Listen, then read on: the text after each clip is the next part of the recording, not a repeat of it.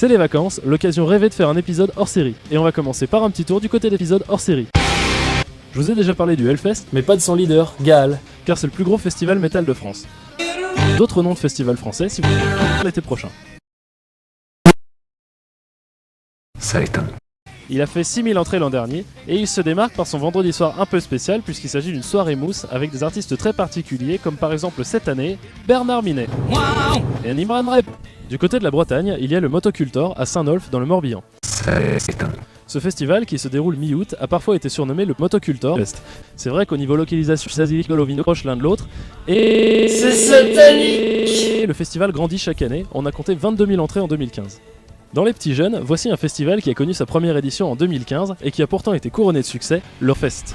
Il s'est tenu mi-juillet à Simandre-sur-Suran, dans l'Ain, et il a la particularité d'être orienté sur le thème sataniste, non seulement au niveau de l'affiche, mais également parce qu'on trouve sur le site du festival un village sataniste, ses commerces, ses spécialités culinaires, etc.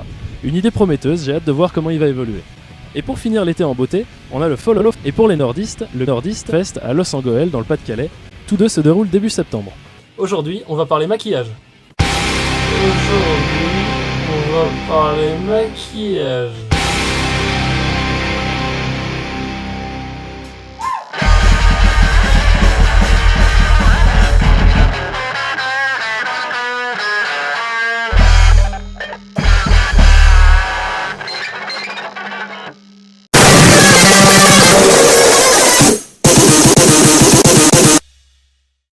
Attention. Bonjour à tous et bienvenue dans Metalliquois. Aujourd'hui, on va parler d'un des plus gros clichés qui entourent le monde du métal, mais par contre l'imagerie est très utilisée, tristement célèbre pour avoir été l'ennemi public numéro 1 de Norvège, après avoir tué le guitariste de Mayhem et avoir été accusé de... Mais malgré ça, Varg n'est pas du tout Metalliquois.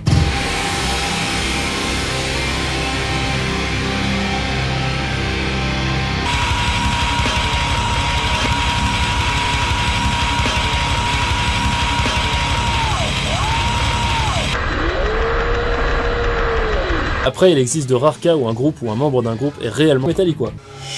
Je pense que vous doutez que ces groupes ont pas beaucoup d'auditeurs.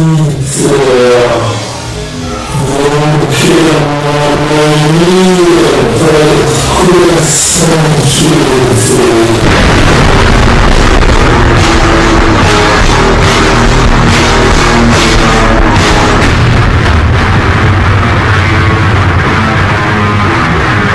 Mais comme dans toute communauté, il y a des fanatiques et c'est malheureusement sur leurs actes qu'on juge tous les autres. Kerry King, le guitariste du groupe, sans être sataniste pour autant, clame haut et fort qu'il est contre le Metalliquois.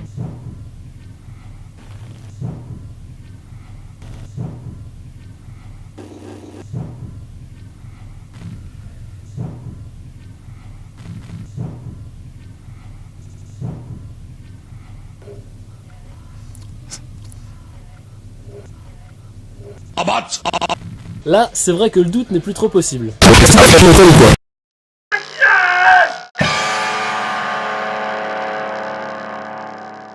Après, il existe de rares cas où un groupe ou un membre d'un groupe est réellement sataniste, comme le chanteur du groupe Dayside dont j'ai parlé dans l'épisode 6, qui s'est fait marquer au fer rouge une croix inversée sur le front, et dont les paroles et les clips sont assez explicites.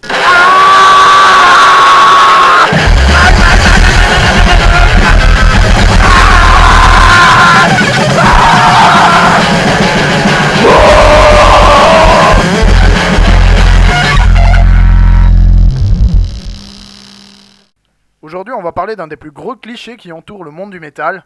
La satanisme!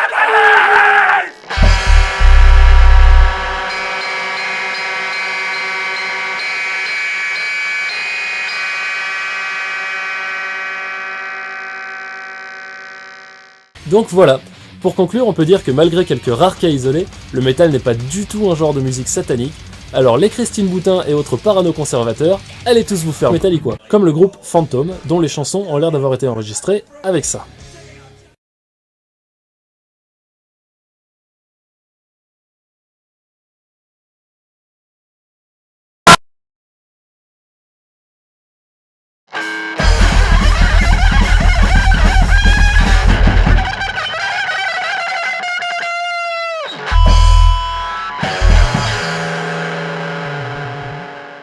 C'est la fin de cet épisode, merci d'avoir regardé Metallica, et à la prochaine.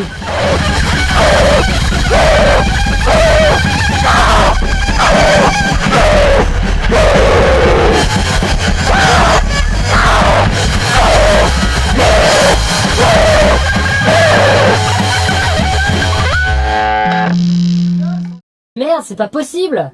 Y a-t-il encore un groupe qui ait un peu de couleur dans ce monde si monotone? Qu'est-ce que j'entends là? Mais oui, bien sûr, c'est... Ils portent des cornes de diable sur la pochette de l'album.